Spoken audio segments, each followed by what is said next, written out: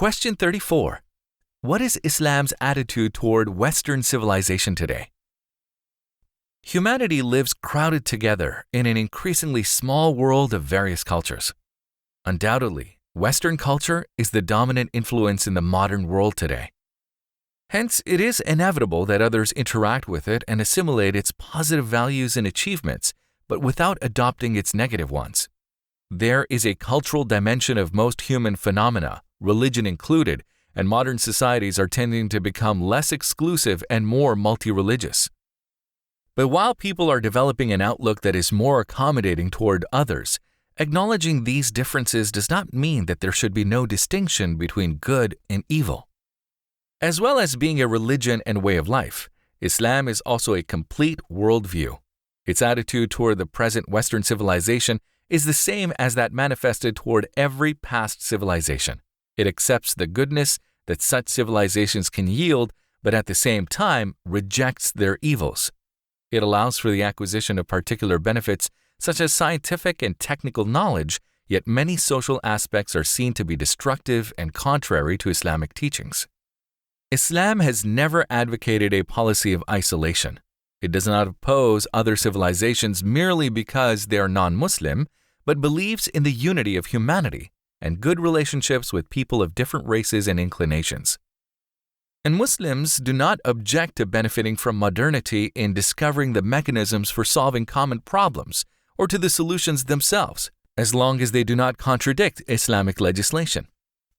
Islam neither rejects the West totally nor does it accept it uncritically. Led by political and economic interests, the upholders of Western civilization often follow policies which are detrimental to the collective good of Muslims. What Muslims and many other peoples of the world today reject is the presumed centrality and universalism of the West and its self-centered attitude. They oppose the oppression and exploitation perpetrated by Western colonialism in the past, and they object presently to the newer, albeit more subtle forms, which are no less malevolent. Injustices caused by arrogant attitudes and demeaning policies are unacceptable to everyone.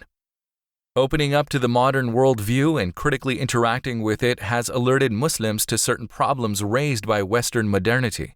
International relations, globalization, the menace posed by the media and central government to the human individual, the increase of leisure time available to ordinary people, and the processes of standardization were issues seldom raised in the past. The study of Western modernity in a critical and interactive manner may serve to sharpen the awareness of Muslims concerning the magnitude of the global culture crisis and consequently increase their knowledge and confidence in their own divinely ordained way of life.